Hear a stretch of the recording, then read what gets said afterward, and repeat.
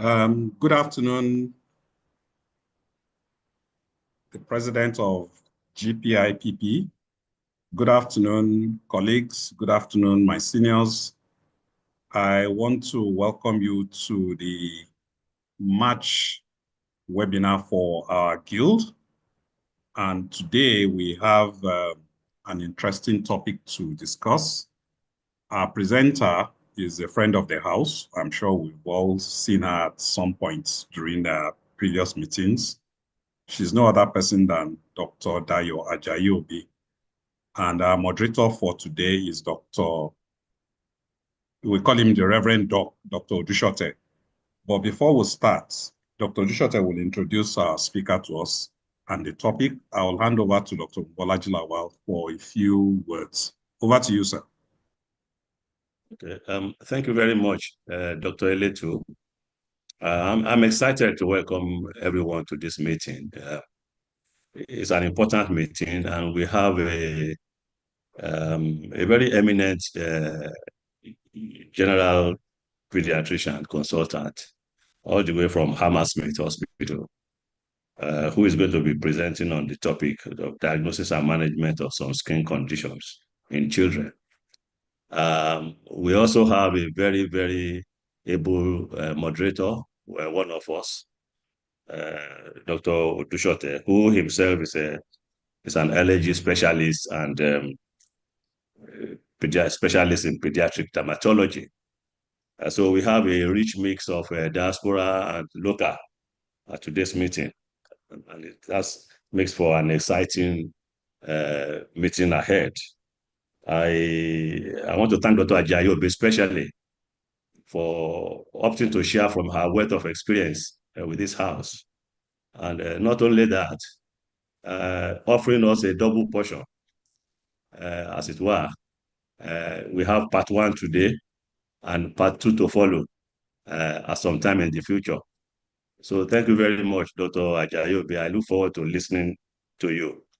It's a pleasure. It's heartwarming to see more and more pediatricians showing up and coming up with special interest in dermatology, pediatric dermatology, because this is traditionally an area where many pediatricians are a little bit shy, of, and we are happy to ship off the patients to adult dermatologists, and they come. And in some other cases where the patients are not a low socioeconomic group locally, they find their own alternative treatments for it. Oftentimes, they don't even think it's the business of the pediatrician. And even when you stumble on such skin issues during routine examination, they are quick to reassure you, especially the grandmother. So, oh, that we are taking care of that.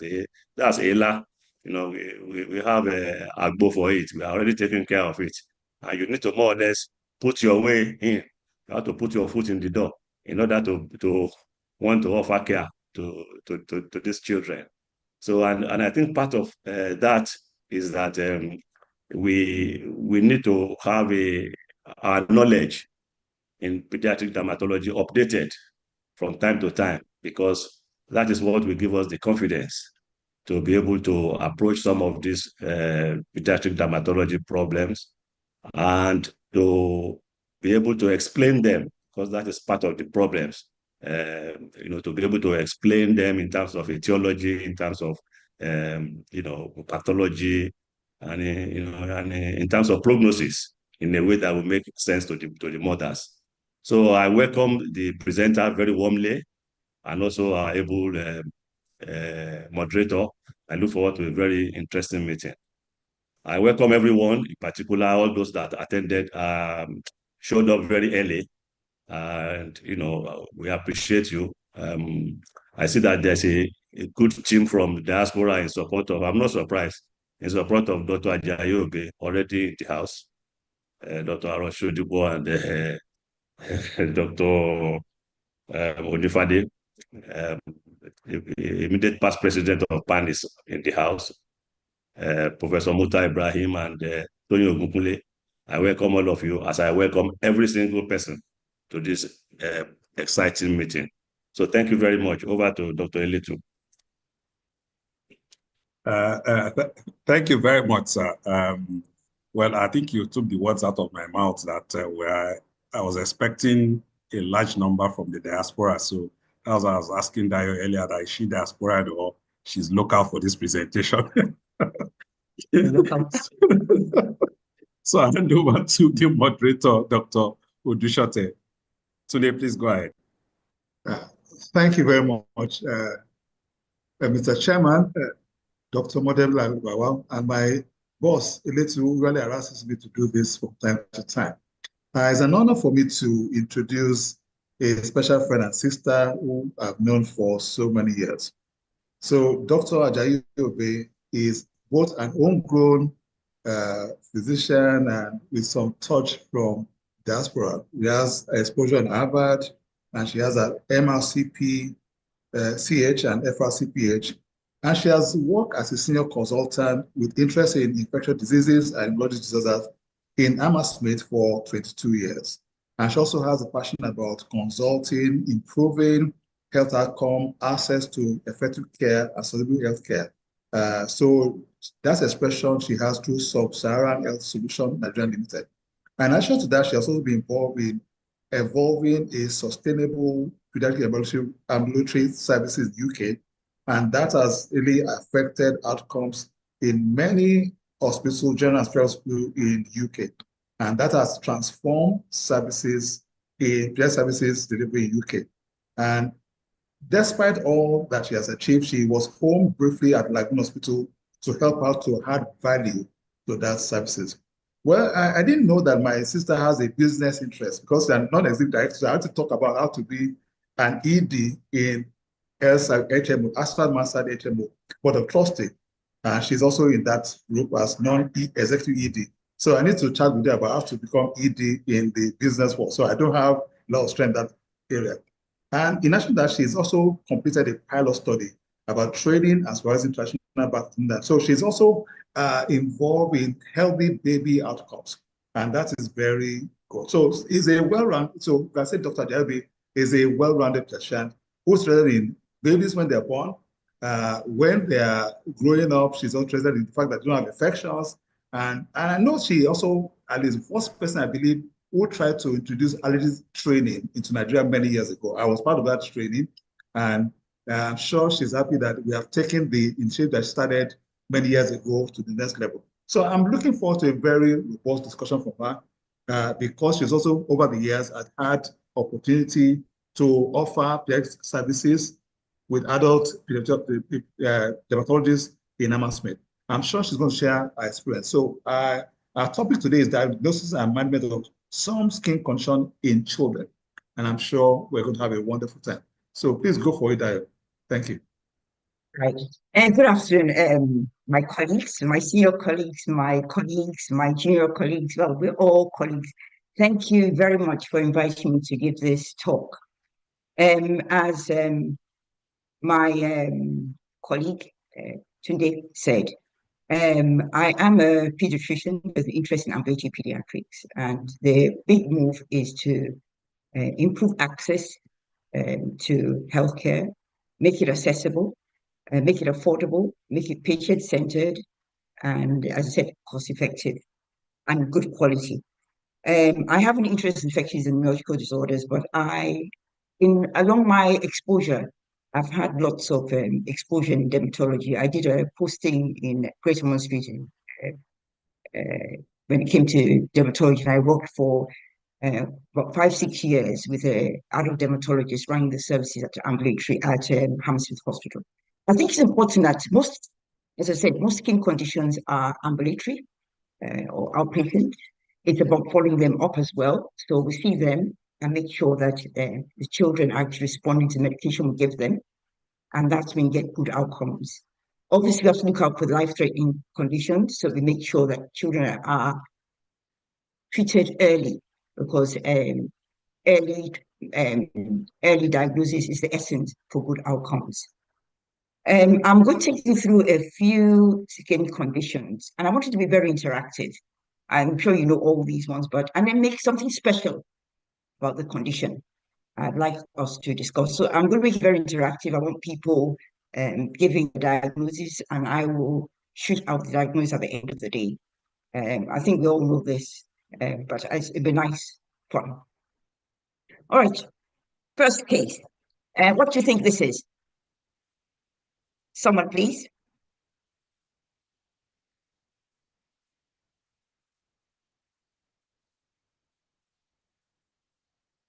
Can you unmute them so someone can actually tell me what this is, please? Herpes? Yes. Shingles. Okay. Yes. Okay, shingles. Yes. So obviously, shingles.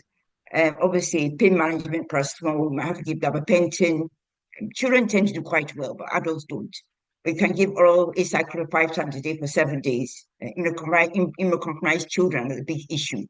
And obviously, you can see serious complications of meningitis, encephalitis, myelitis, and also ophthalmic distribution can cause scarring of the eye. So if you see shingles on the nose, you're a bit worried about nasociliary, and that's a ophthalmic emergency and should be referred directly to the ophthalmologist. So that's one of them. All right, next. Hold on. What's this? Looks like smallpox or No. chickenpox. Chickenpox, sorry. Chickenpox. Yes, yes, chickenpox, yes. So this is chickenpox. The child at the top right corner is the most interesting case. When you have a baby of this age, what are you worried about?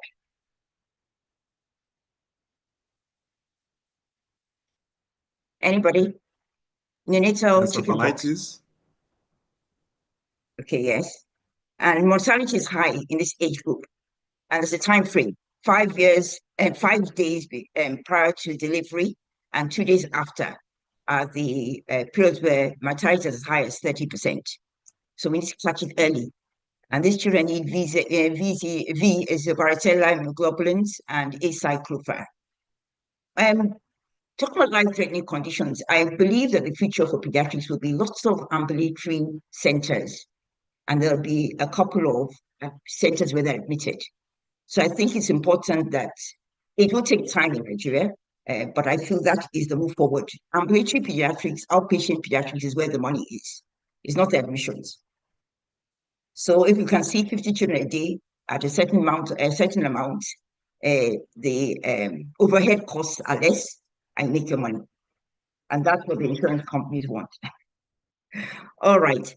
Apart from neonatal varicella, another complication of chickenpox, when you have them, this looks straightforward chickenpox, but if you have, like the one at the bottom corner, the area around is inflamed, what do we worry about?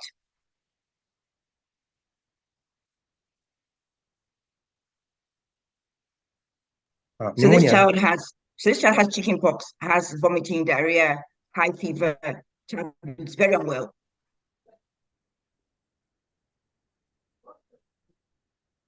Pneumonia, man. Any takes? No. Varicella. So we're talking about toxic shock syndrome. So superimposed strep infection.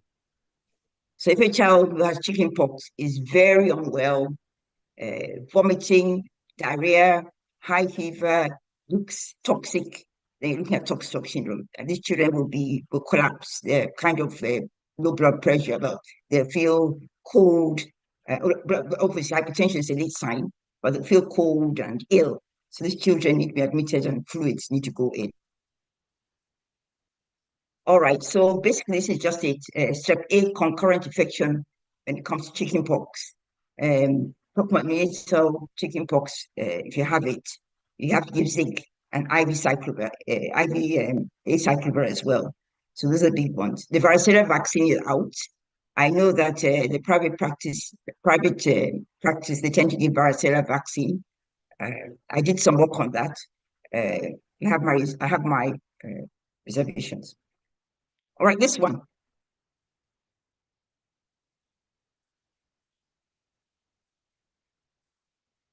What do you think this is?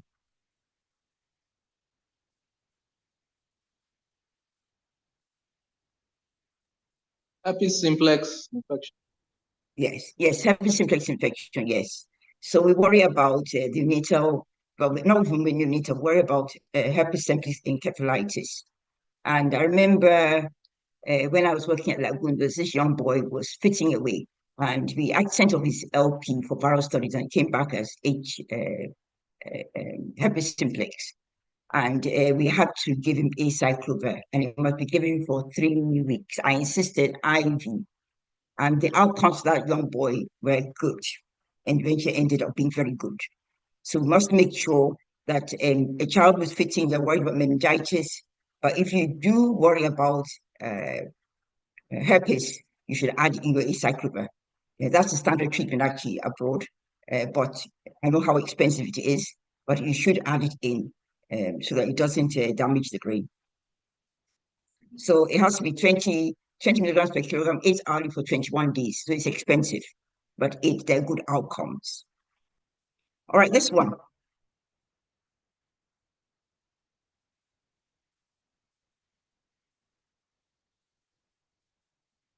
Any takes?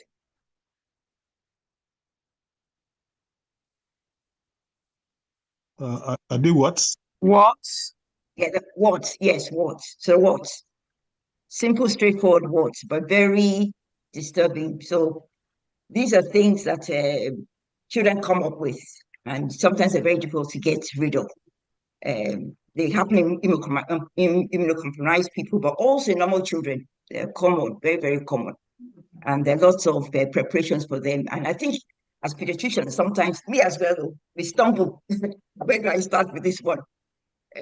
So yes, warts are common, and there are lots of medications that you can use for them. They're self-limiting, but they can be very disturbing. So it's human papillovirus, but it's a different serotype strain from the other ones, from the cervical cancer one and the genital warts. Tends to resolve on its own, but you can use salicylic acid or podophyllin paste, and these resolve within 12 weeks. I actually went to Alpha Pharmacy. They have all this stuff in Alpha Pharmacy, so you can actually get it and use it. Cryotherapy, when ones are very difficult and not responding, you can use cryotherapy, regularly freeze. I think by the time you're doing that, you send to a dermatologist, and also electrosurgery with anesthetics. What's this?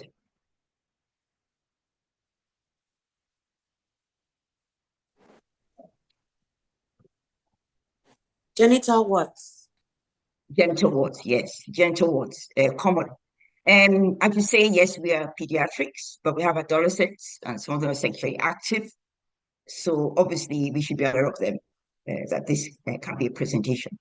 Most of the time, they will conceal it, they'll be worried, but it's important that we know that these are things that can occur in adolescents.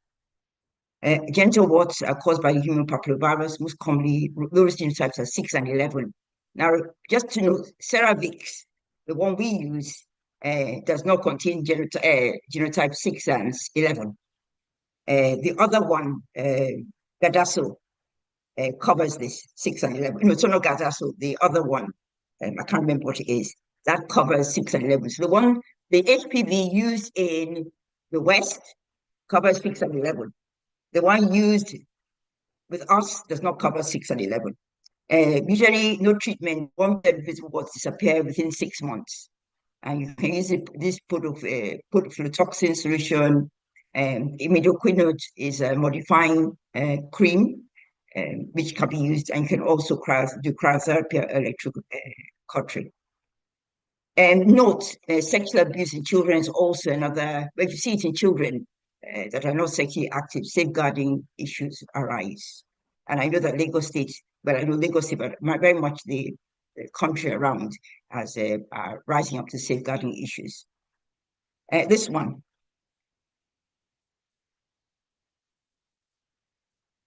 Measles.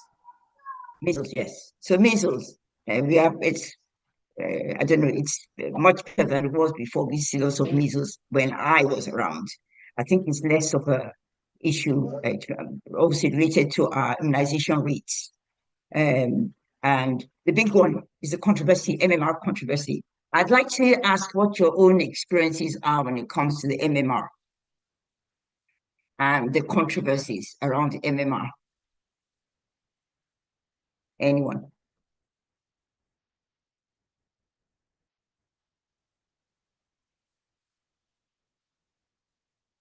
Anyone?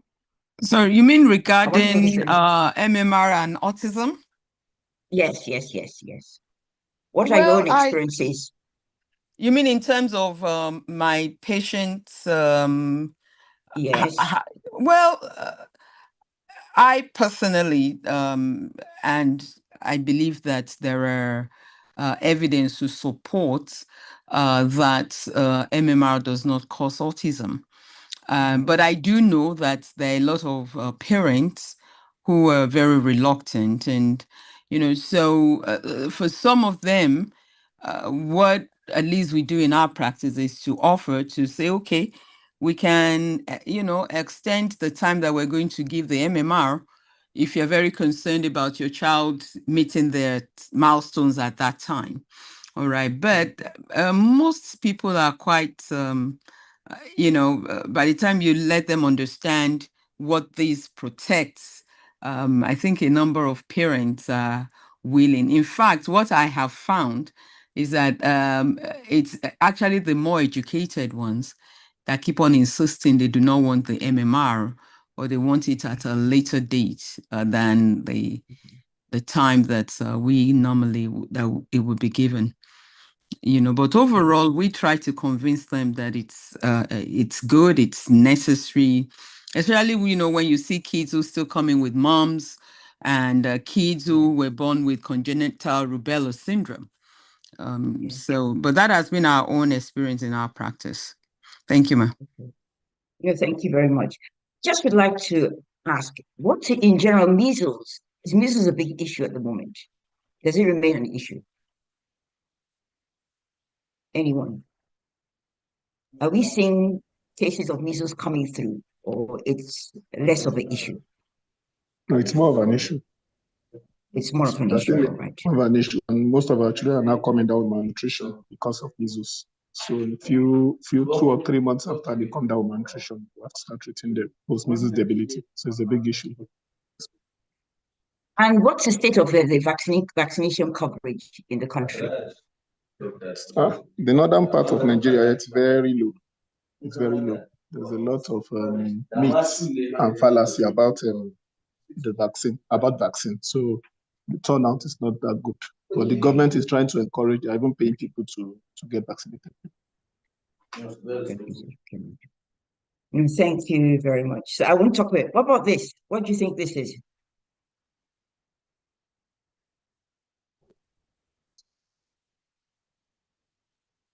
Scabies. No?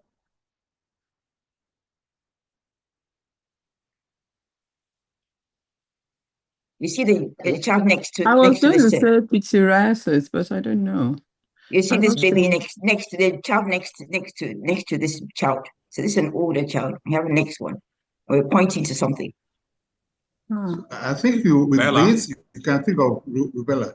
Rubella. Yes, so it's rubella. Yes, rubella. Wow. So central lymph nodes. Yes, is the hallmark. This rash similar to measles, but yes, it has the central lymph nodes. So you should look for central lymph nodes, and that will make a diagnosis of rubella. Now, obviously, rubella, we don't give the vaccine, and apart from the private sector gives MMR, but it's not part of our EPI, immunization schedule. Pregnant women are the big issue, congenital rubella. And there was a study done, a Nigerian study, where they found that 75% of women were covered, had antibodies, compared to Sweden, had 90%. And then another study was done where they found, even though it was 93% of women were covered, they had IgM and IgG antibodies, quite a lot of them, suggesting that might be recent infection. So is there a move to try and get rubella into the immunization schedule? I'd like to ask that question.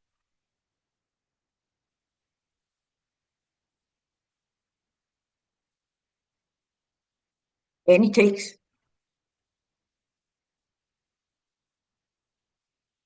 Can I ask, congenital rubella, how common is it?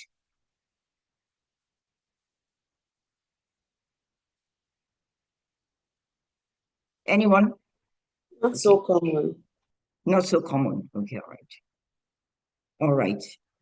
Let's go Well, to the next one. we have a child who has congenital rubella syndrome in our practice. He's about 12, 13 now. Okay. Yes. So I believe that, I mean, when we say not common, I mean, for any child, any child that comes down with rubella, presents with rubella syndrome, it suggests that as a whole, there are lots of people who are not immune. So I think just having one child out there means that there are, if we count the numbers, we're probably not picking them up. I think some of them will end up miscarrying a bit earlier on. Some come through. Some will have symptoms that maybe the full frank picture will not be there for some of them. It'll be an incomplete picture. But I think if you do have a couple out there, it does speak a lot to the problem. I mean, I haven't seen any congenital rubella in the UK. I haven't seen any. So yeah. So this one, we should know this one. Mpox. So this is monkeypox. Monkeypox, the recent one that's outbreaks have been happening in West Africa, and they scared the whole world and thinking that, oh, another Ebola for everybody, call it quarantine. And now, so yes, at Imperial, so St. Mary's has the big infectious disease unit. There's a big talk on the monkeypox. It's a big discussion on it. And funny enough, one thing I came away with, monkeypox is related to smallpox. And so it's usually younger age group that come down with monkeypox. Because why do you think that is?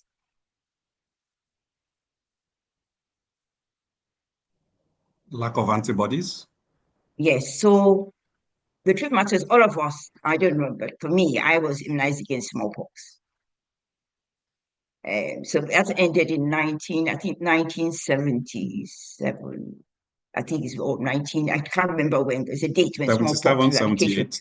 Yes, eradication. So everybody that was at that age, born around that time, up and above, were actually vaccinated. And so they're less likely to get monkeypox unless they become immunocompromised.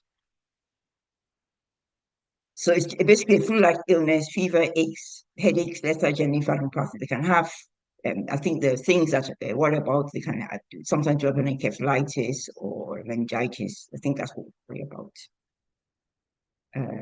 All right, so this 8-month-old infant presented with 3-day history of cough, runny nose, and fever. Temperatures taken was 37.5, presents also with a 2-minute generalized tonic convulsion. Malaria isolated, was otherwise well previously, was otherwise previously well before this presentation. This is common rash. What do you think it is, this diagnosis? Meningococcemia. No. Scarlet fever. No. So 8-month-old infant. So it's actually Rosella infantum, 6 disease, a common viral infection. I'm just trying to, I realize that we don't do any of these blood tests. And routinely, even in the UK, we don't do any of these routine blood tests, but we can put a diagnosis to some picture. We don't have malaria. So that is out of the box. But if you have a child who comes in with a fever, is convulsing, and has got this rash, we suspect that this child might have Rosella infantum, a 6 disease. And it's nice if you have the information and explain to parents this is a viral infection. Child has the cough, the runny nose. It's a viral infection, and you can tell them the prognosis for this kind of illness.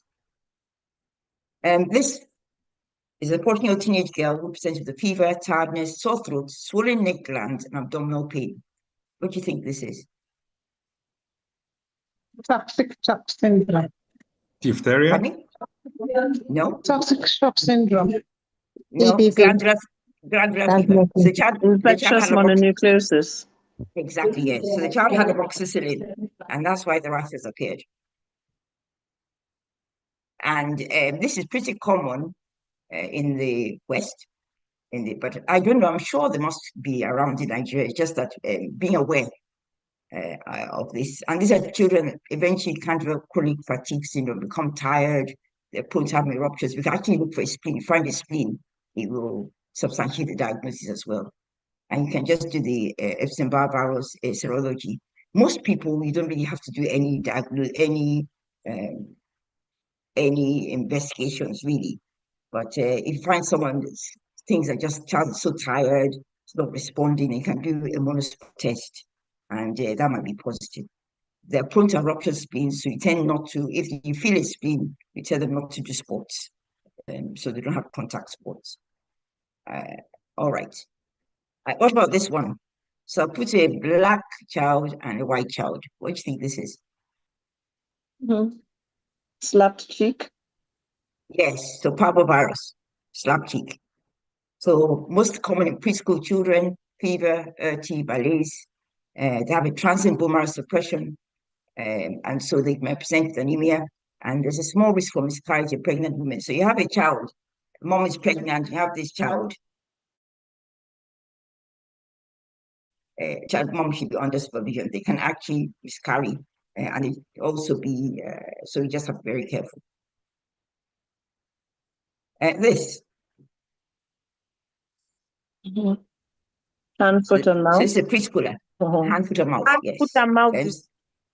Yes, so hand, foot, and mouth disease. So you have the rash, pustular, smatous rash of the hands, on the mouth, and you can have it actually in the genital region as well, the rash. And obviously, Coxsackie is the common one, but enteroviruses, echoviruses can also be culprits. It's actually enterovirus that causes can have a complication with the myocarditis, pneumonitis, and meningitis. But most of them resolves on its own. It's a toddler thing, and it passes around the nurseries. So in the nursery, one child will get it, almost every other child gets it. And it gives some antipyretics and gets better with time. What is this?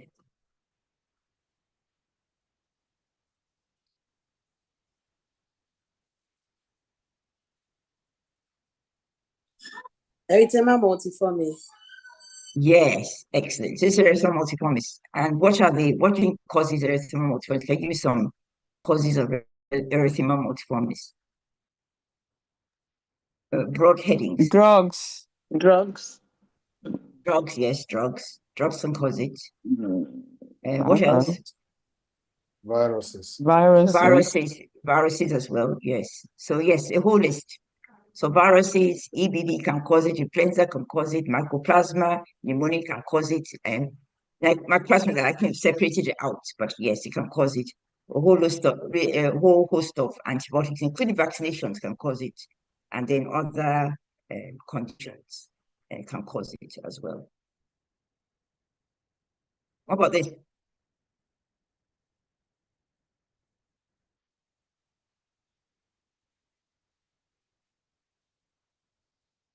The eyes, the mouth.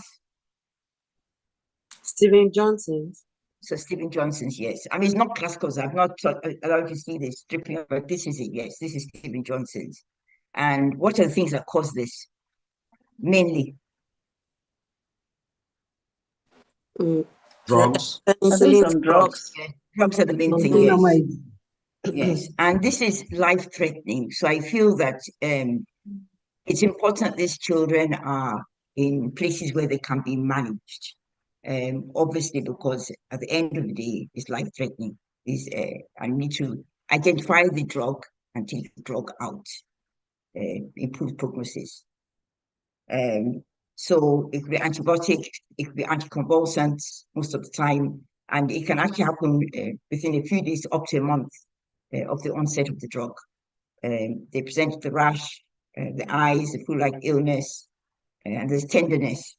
And these are just a whole load of drugs that cause it. It's also called toxic epidermal necrolysis. This.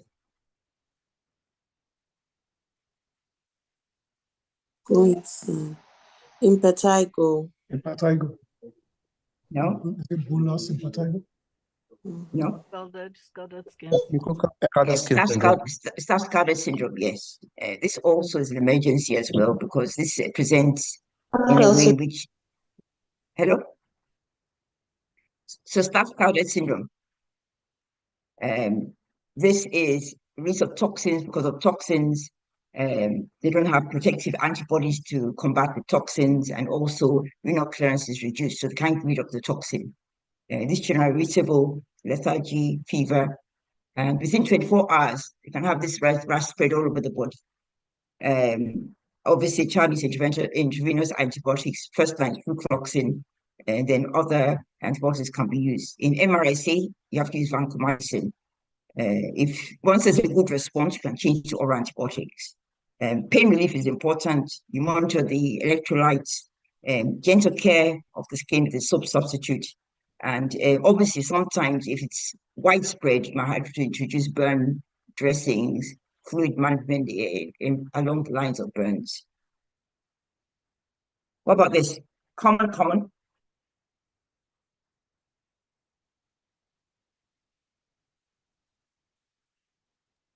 Seborrheic dermatitis. Yes, seborrheic dermatitis, very common. And mothers get very upset when they see this. My child's hair is falling off. What is this thing? Very common in Nigeria. What do the local people use?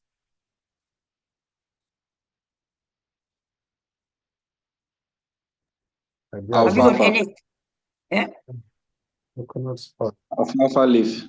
Do you have any experience with this? I mean, do you have any experience with this local preparations? Do they work? I think we need to begin to look at some of these things and see. Yes, they do. They work, because we cannot, I feel whatever works we should be using, as long as it's not toxic or it's not dangerous to the child. So seborrheic dermatitis is very common, but it's nice for us to kind of have a discussion and debate about these things at the end of the day. Sorry. So the challenge. yes. Sorry. The challenge with that is that yes. because it's self-limiting condition, saying something works or not might be very difficult to prove. That's just my thinking. Yes. Okay. But is it possible that maybe perhaps these are things where we do a controlled trial or a trial on some of they're already using in the environment. Can someone analyze this thing and find out, does it actually work? I know it's self-limiting, but it can be difficult to remove. It might take some time. And most mothers don't like it. So a child is 3-6 months and still has this thing. My baby doesn't look nice. They're not happy. And the local people are using it. I feel that we're not far from the ground. So just a thought. In the UK, I tend to give quota. So I give them Capacel shampoos to the babies. I tell them to use it for a week, and week to 2 weeks, and it all goes. In very difficult ones, I've never used it in babies, so you can use tacrolimus. But I've never used tacrolimus for seborrheic dermatitis. I've used it for eczema, but not for seborrheic dermatitis. It's also called cradle cap. Okay, this one. A 6-year-old male infant who presents with vomiting curdled milk, excessive crying, going red in the face, arching his back, pulling up his legs. That's most often after a feed. There are times when he pulls off the breast, generally unsettled and up all night crying. He has developed a worsening rash of the face, neck, and trunk over the last 3 weeks. So what do you think this child has? Atopic dermatitis. Yes. And what's all the symptoms? Why all these symptoms? Probably has cosmic allergy. Yes, she has cosmic allergy. But what are the symptoms? Reflux symptoms. Yeah. It's got reflux. So it's got gastroesophageal reflux. So it's got severe eczema, gastroesophageal reflux, and I have bloody stools along with it. And our management, we're talking about baby friendly and breast milk. Our management is to ask mom to exclude dairy from her diet. So that's the move forward. But in those mothers who want to formula feed, we give, and these things are changing all the time, because recently I found out that even the allergy people are moving away from all these hydrolytes and all these amino-based milk. But obviously, you can start with hydrolyzed, partially digested protein formula milk. And then you can go into amino acid-based milk, which is very expensive. Maybe I should crave Dr. Shote's indulgence. And what do we do here?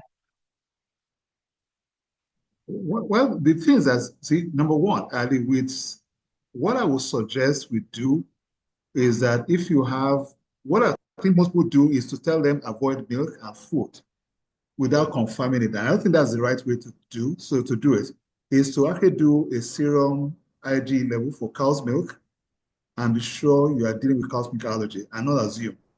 The truth is that a lot of people with eczema don't really have food allergy. And that's also a misnomer that people eliminate food for people with eczema. So if I saw a child like this, I probably still think cow's milk allergy is there.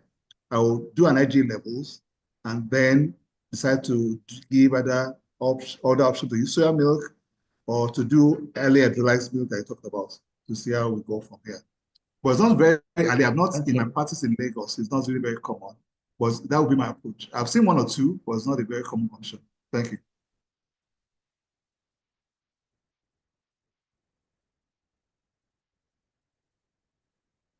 What? Go ahead. Can everybody hear me? Okay. Okay. I hear you now. Okay. I must say yes. I must say that when we see children like this, I tend to first, if a child comes with severe eczema and gastroesophageal reflux, I would actually treat the reflux first. So I would start with the reflux medicine and see if that would improve it. So I would actually exclude dairy-free to see if the child actually improves. I think in the UK, where my practice, we have lots of children present with reflux. Lots of babies present with reflux.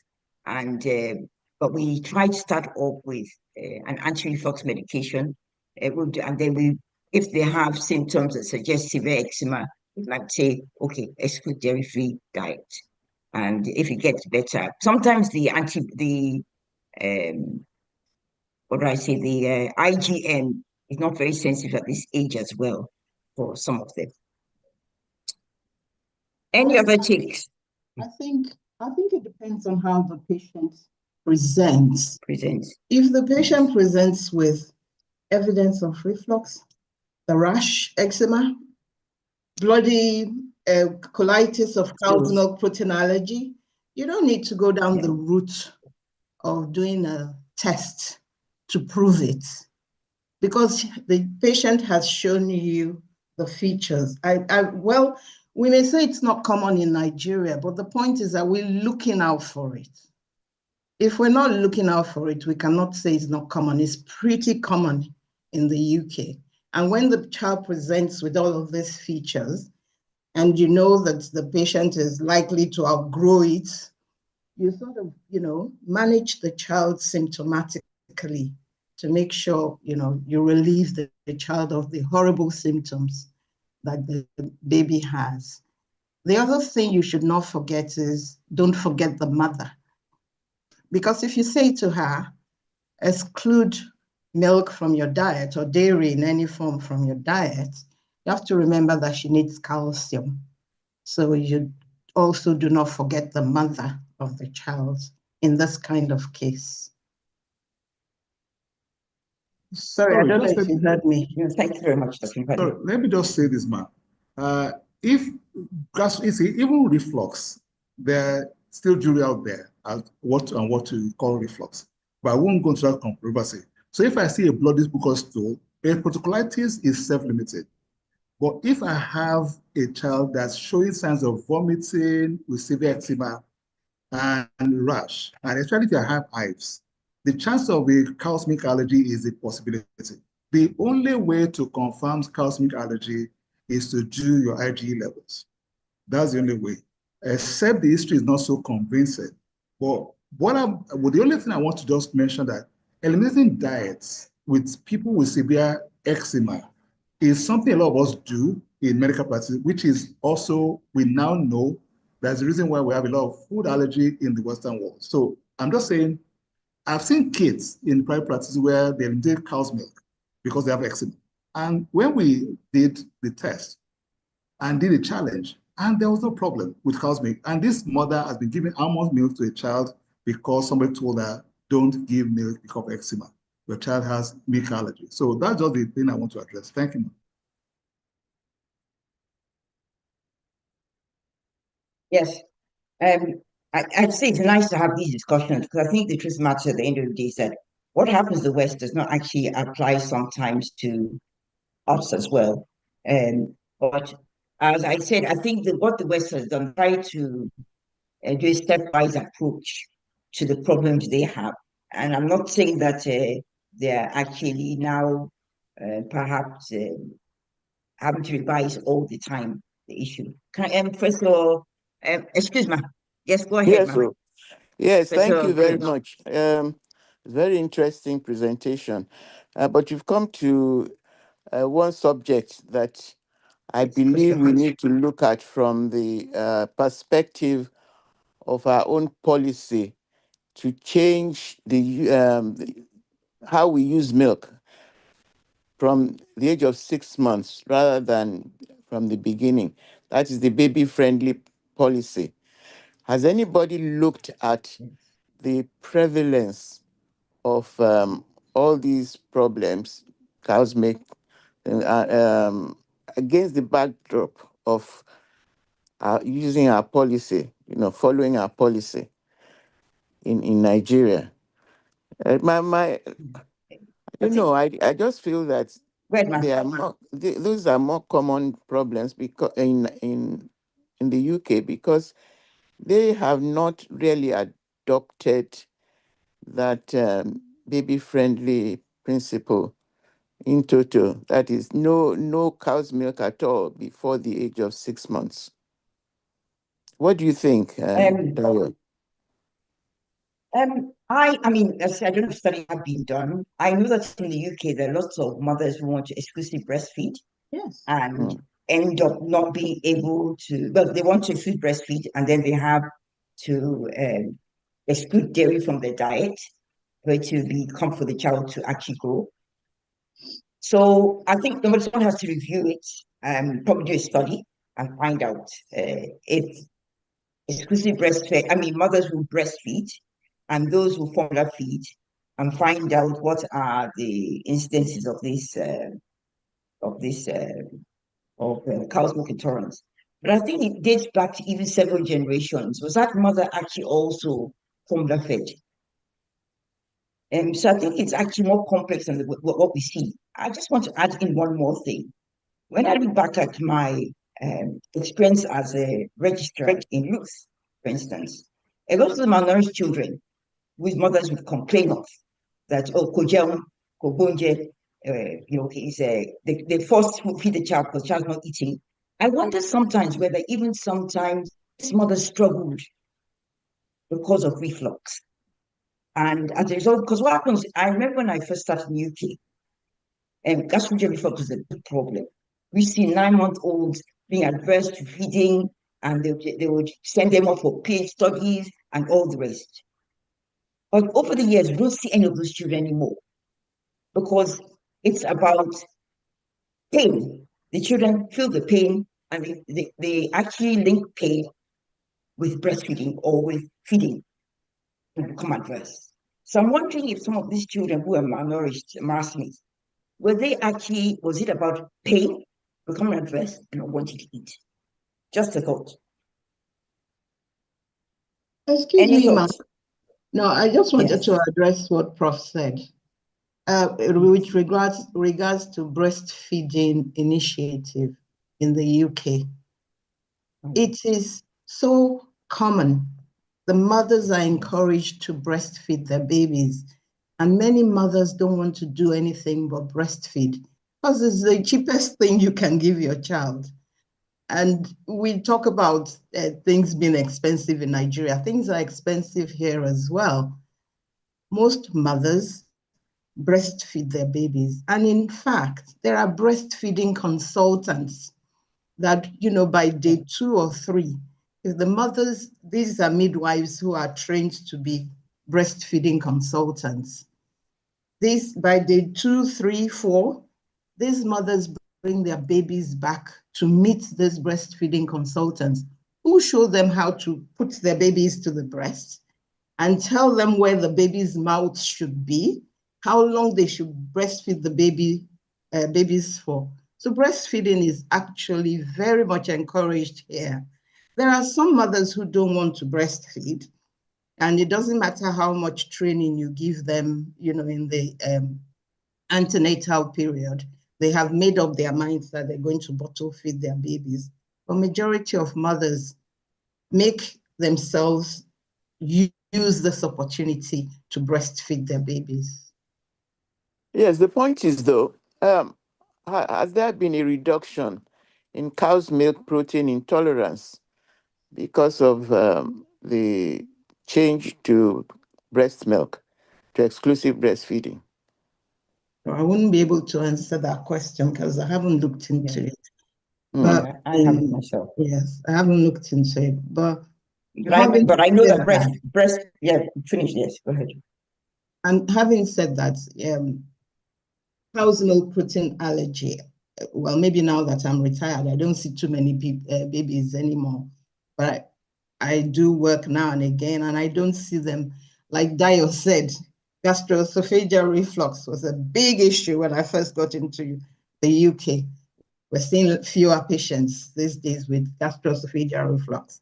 Is it because the mothers are now fully aware and they know that there are anti-reflux formula and they just go to the pharmacist and say, please give me an anti-reflux formula. I think my baby has gastroesophageal reflux. I don't know.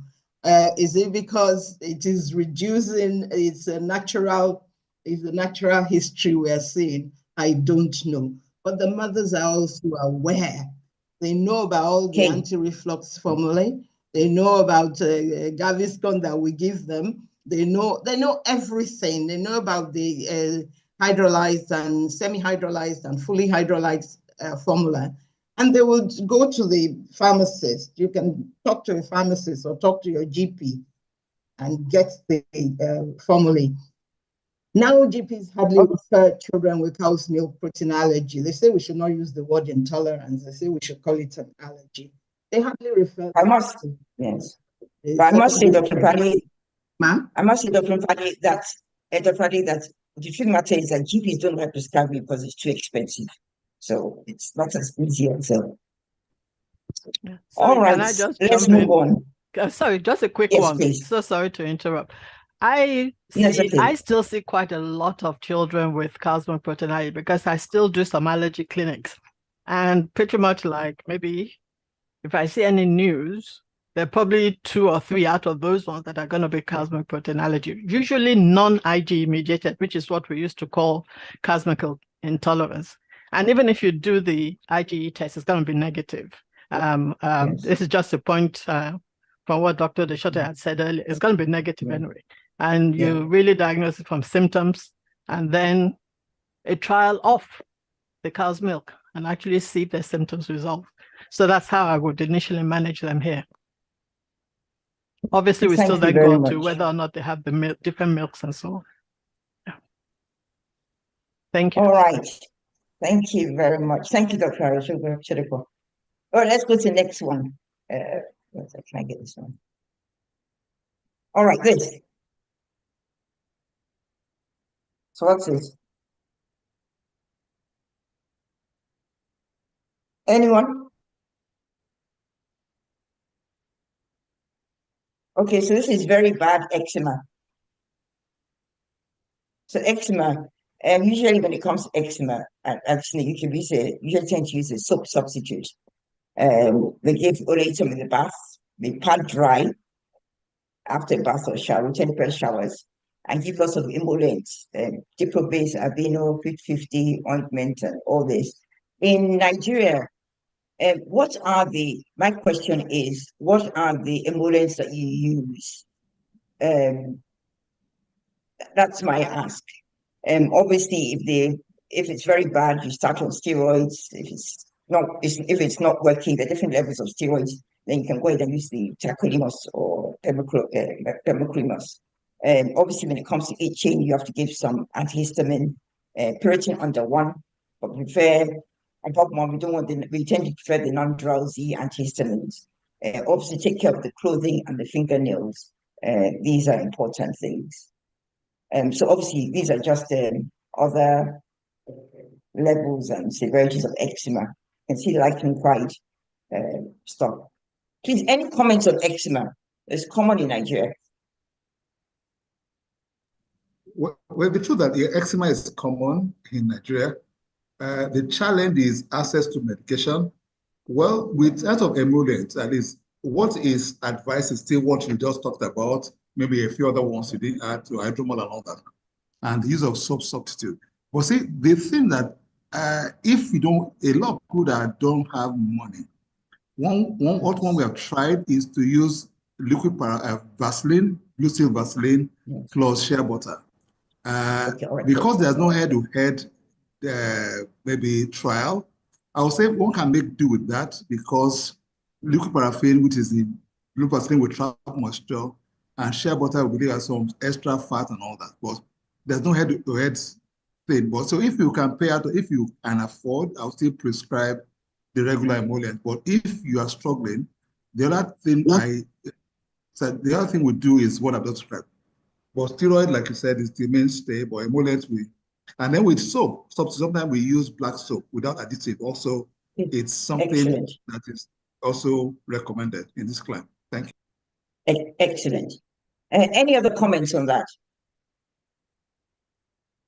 I would like to just kind of focus on what Dr. Shoshi has said.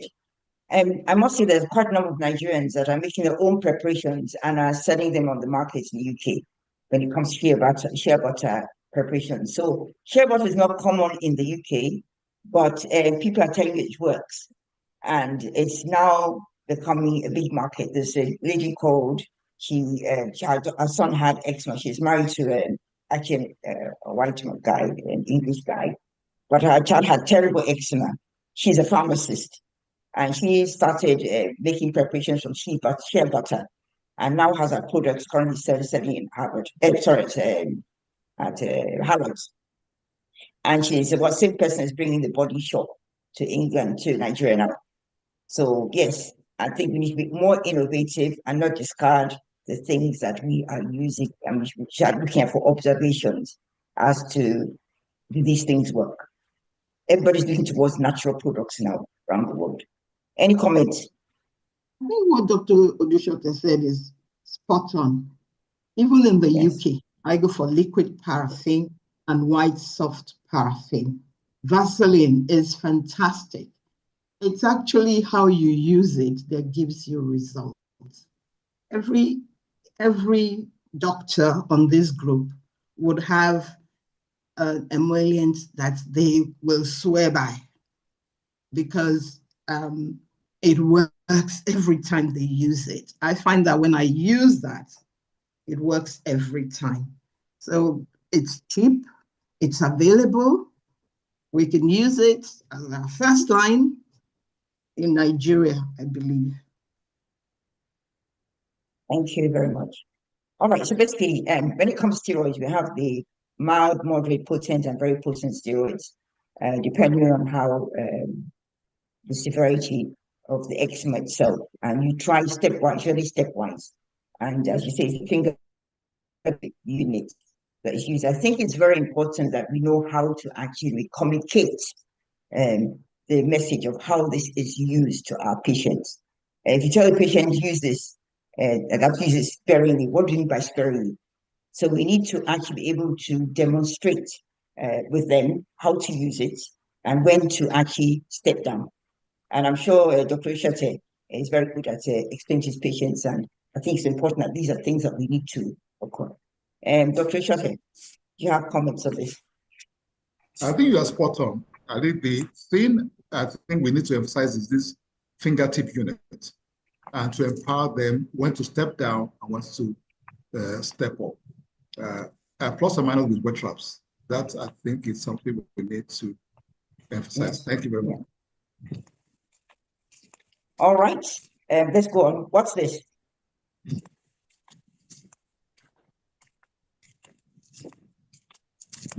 Scabies?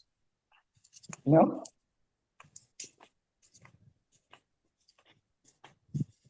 Impetigo.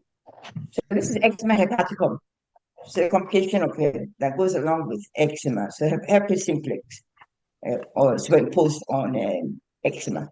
And this can be a life-threatening problem. And so these children sometimes need to be admitted. If it's generalized, most times people would actually want to admit because we need to start antivirals. And usually you give acyclovir. Is what you give for 7 to 10 days until the last lesion is crusted. So that's, we always have to look for eczema hepaticum. If you see a child and has pustules and it blisters and all the rest, you should suspect eczema hepaticum. This is a favorite of mine.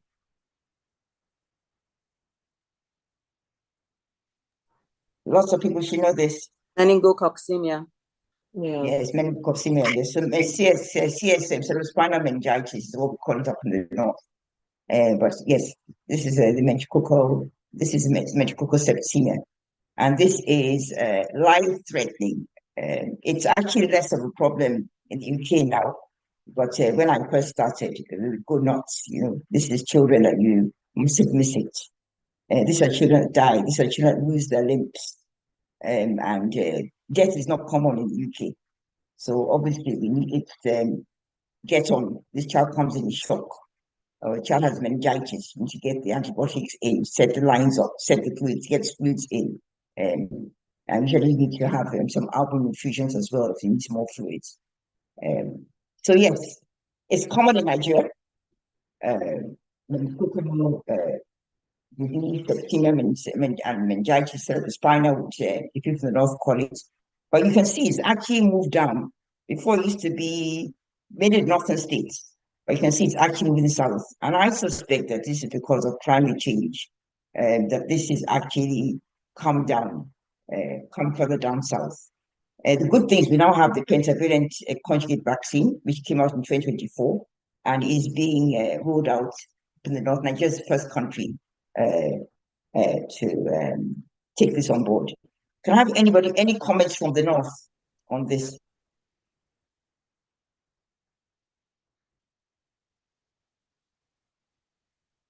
Any comments from my colleagues in the North?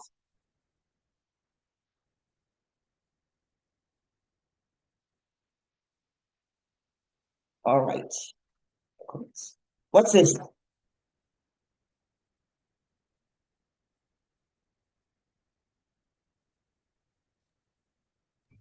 Lice. Lice. Lice. Lice, yes. Head lice. Yeah, it's head lice. Yeah. You can see why am I head lice? Well, child from head lice, what do I do? I say, well, what do I do? I have to go to my books and find out. So, but it's a common thing. And most, I don't know, families have their way of dealing with it. But when it presents to the doctor's surgery or a doctor to us, we need to know how to tell them how to manage it. So incubation period is about 8 days. It's common in daycares and schools, boarding schools particularly. You have to apply, and the malathion is the one they tend to use, required for 7 to 10 days. Obviously, the eggs, you do it. You have to put it on at least twice, because the eggs have to hatch. I might have a time when the eggs haven't hatched and you apply it. You also have to go through the hair, taking the eggs out. So it takes a long time, and simple washing will not be effective. So yes, the ivermectin actually works. So you can use ivermectin. So the famous drug when it came to COVID can be used as well. Any comments on lice? Any experiences with lice?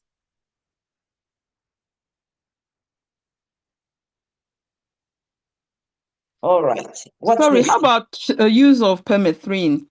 I don't know, is it the same as permethrin? Yes. No, it's not. So permethrin is another one. Yeah, permethrin. Yes, we can use permethrin as well. We can. Okay.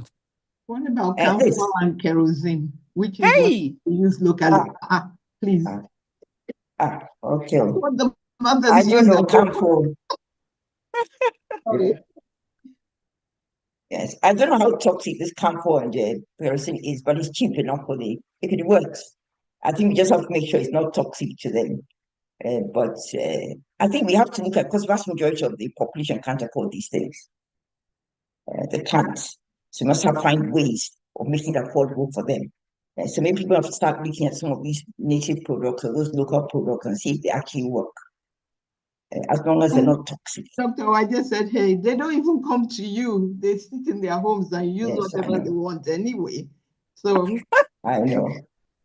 I'm sure they're going to end up with a scalp being scalded. Yes. Yeah. I think it's something we need to look into in community pediatrics and find out. Just ask, maybe we should be doing surveys to find out what they use and look at some of these things, because they're doing them, we don't know what impact it has. And this. Tinea capitis and tinea pedis. Yes, exactly. So this is ungum. Yes. So this is tinea ringworm. Okay, and obviously, I mean, we tend to use terbinafine, Lamisil, and it works very well. But crisflovin is another one, although they are not in the UK. We don't use this very much anymore because of the toxic side effect. But when I used to use it, all I did was do the LFTs first. They're all right, do the crisflovin, and then check it out again.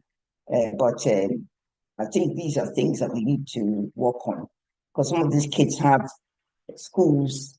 Some of these kids, they pass it around themselves, and it can be very disfiguring. Any comments on ringworm?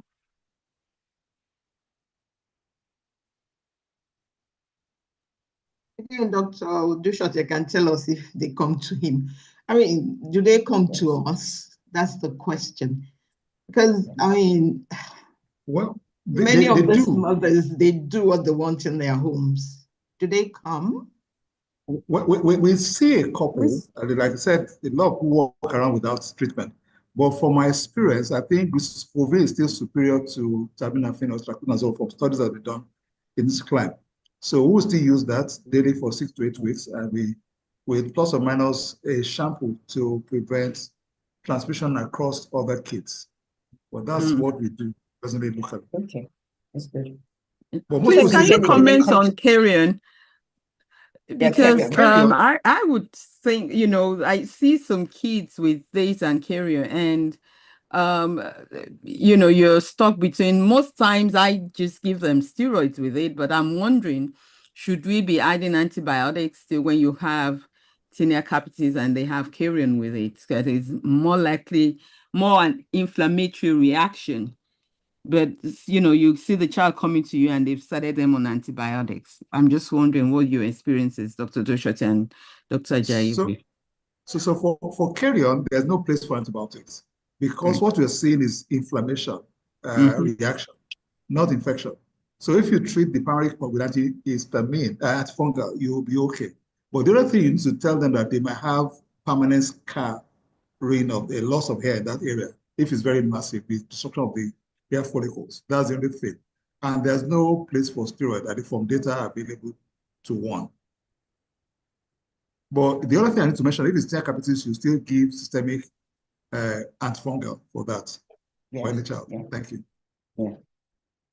Well, thank you very much, Odushote. I think I've only seen one carrion in the UK. And yes, we gave antifungals. That was what we pushed on. Okay, this.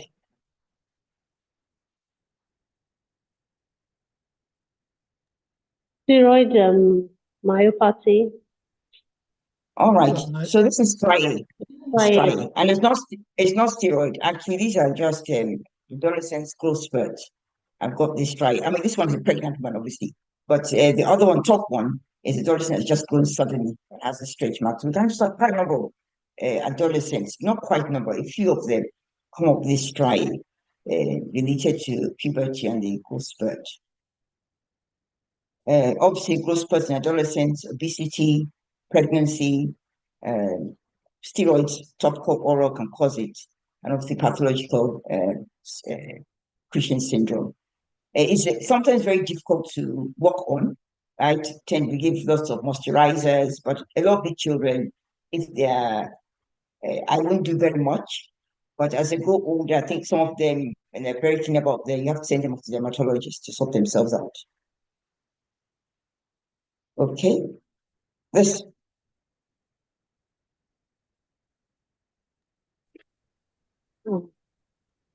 Acne. Acne, yes. It's staring in the face, but yes, this is acne.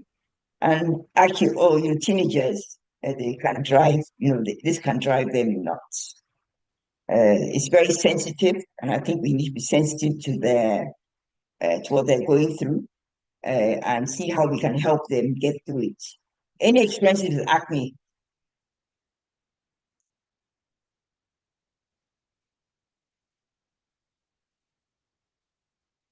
Anyone?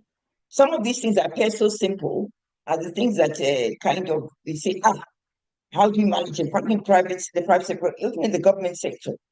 I think it's important that we know how to manage them, how to go and take it step by step. So there's mild acne, which they say is a total of less than 30 lesions, moderate 35 to 125, and severe greater than 125 lesions. Sometimes it's very bad. You might have to skin swap, and sometimes in females you might have to do hormonal test because this is linked to PCOS. It can be very bad with PCOS, so it'd be nice to actually know.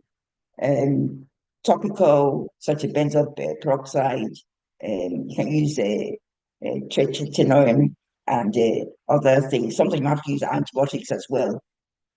So some of these things, use lots of washes. The children pick up these products over the counter, and obviously it can be very challenging for them. Any comments, please?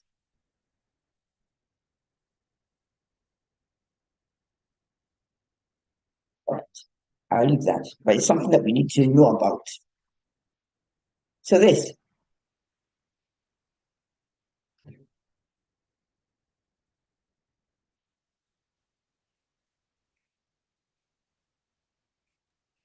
Tuberculosis boy. So this is a BCG abscess, yes.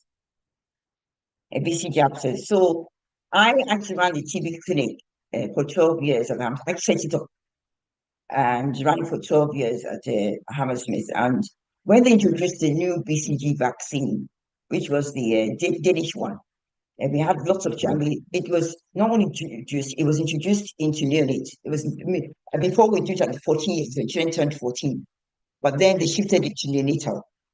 And we have 6,500 deliveries in Queen Charles and Maternity Hospital, and they were all supposed to be given the BCG vaccine because it's an area we are in a 40 per 100,000 area of West London, and technique became a problem. So we had lots of these BCG abscesses or BCG lymphadenopathy, and it was very worrisome for patients, for mothers. It was very bad.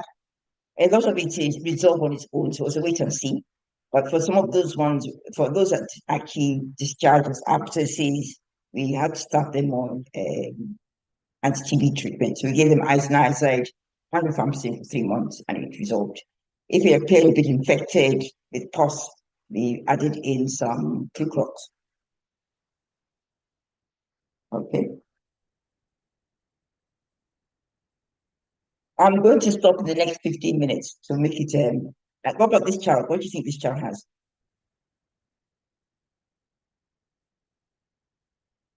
Scarlet fever. Scarlet fever, yes. Yes. And this child?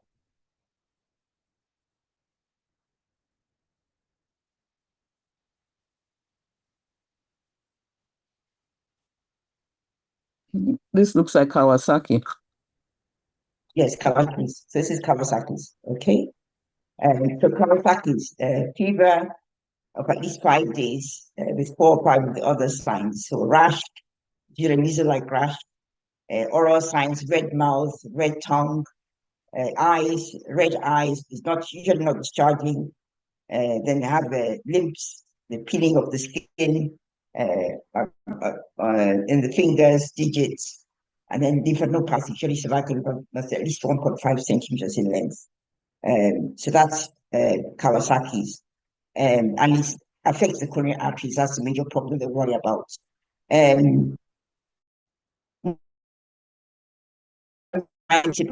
Some of those 5 incomplete Kawasaki's might not have all the criteria. And if you don't have all, you have to have a high index of suspicion because you always worry about coronary aneurysms when they're developing. We give IV intravenous immunoglobulins, a dose, and we want to get it in at least within the 5th to 10th day, because the earlier the better, the more likely to reduce the risk of coronary disease. It carries a risk of 20%, as opposed to when you treat down to 2 to 4%. You give it high dose aspirin, follow up with low dose aspirin, and get an echo done at 6 to 8 weeks.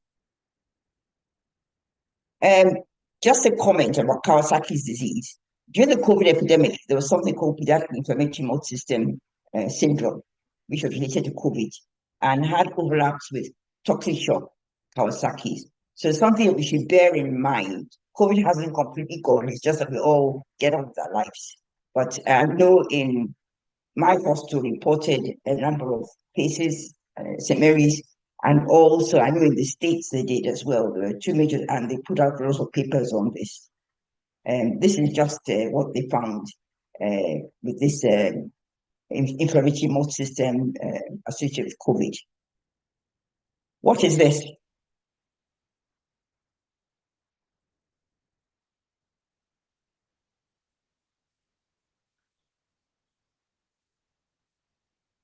Migrant cutaneous larvae? No.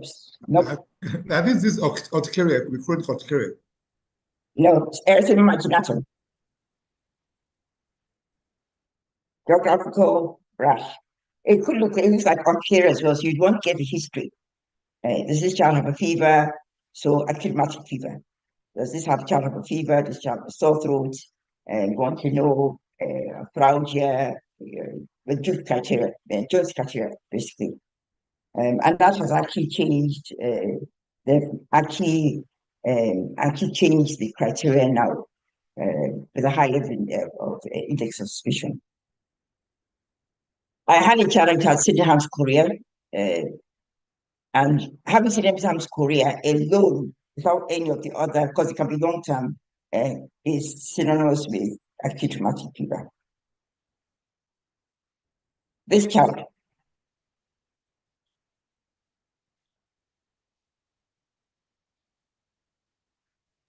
Purpura. ITP. Yes, Hematuria purpura. Yes, Hematuria purpura. And what are the other parts of the Hematuria purpura? So skin. Arthritis. Arthritis, okay. Renal. Arthritis, yes. 2. Renal, and 1 more. Renal. Yes, one more. So it's 4 parts: skin, renal, abdominal as well. Abdominal, GI. so GI. So they observe the intersection as well. All right. So obviously, sometimes the positive, that positive AST titer is thought to be linked to the strep, but it's not actually confirmed. So just it's conservative management. This one. Scabies. Yes, scabies. Yes, scabies. And that's where you use that, just like the perimythium, you can use that as well. You have to make sure that you launder all your clothes. It's not just to give the medicine. You have to launder, strip all the clothes and keep on washing to get rid of the mites and the eggs. Yes, you can use benzoate as well, though the perimythium is actually best. You can use ivermectin as well when you have failure. So ivermectin is readily available in Nigeria after COVID. And this.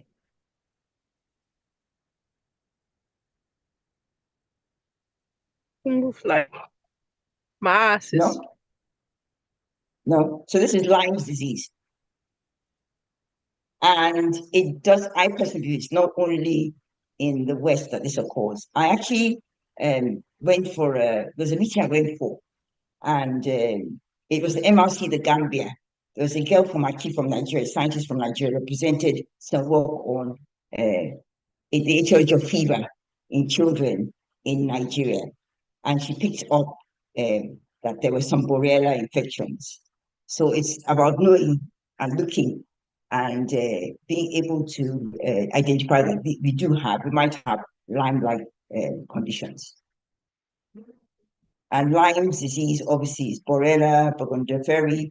It can cause complications like you can have neurological problems, facial palsy, chronic fatigue syndrome, arthritis, rhinitis, hepatitis, so these things that can happen.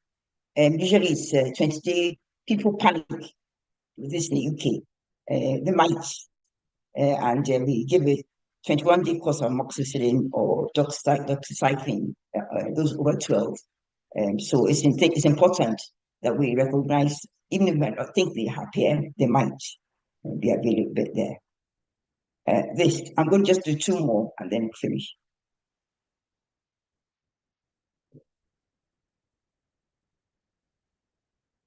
Common one. Erythema toxicum neonatorum. Yes, common. Yes, common. And we just tell our parents what it is. And I think communication, I think most mothers know now, but it's something that if mothers don't know, we should be telling them, particularly new mothers. And this one finally.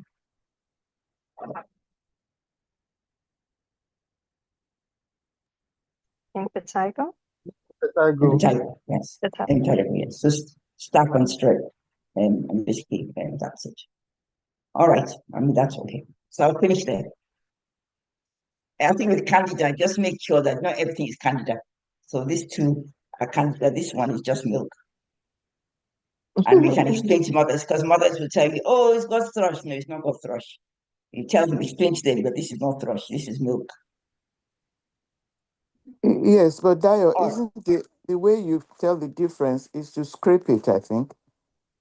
And yes, scrape it, but I think yes, I agree, ma. Yeah. It's, so it's being able to explain to them. And most of the milk will not be on the palate and on the sides. It will just be mostly the tongue. But yes, it's true. Scrape it at the end of the day. So that's there's another part to it. There are lots of other things that we have, but I'll leave it there. Thank you very much, Dr. Ajayi-Ogbe, for a very engaging session we've had. So because of time, because along that she asked questions and all that. So if you have any burning question, can you please raise up your Twitter hand, we'll recognize you, and then you can ask the question. Just say a few questions because of our time. Any question, clarifications, or comments? We've had a very engaging webinar.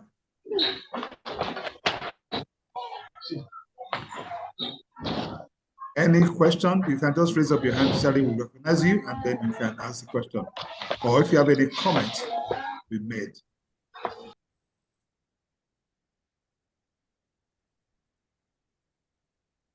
Well, I guess what we're saying that you have done a very good job by educating us, and I think also the interactive nature of the seminar also helps to learn the lessons and things we need to pay attention to.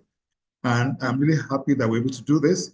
And I'm sure many more pediatricians will engage in dermatology going forward. So it's left for me to thank you, my dear sister and friend. And I'm saying I'm going to come and see you how to navigate to the boardroom, how to get there. So that's the next step for me. So I'm going to call you how to get to the boardroom.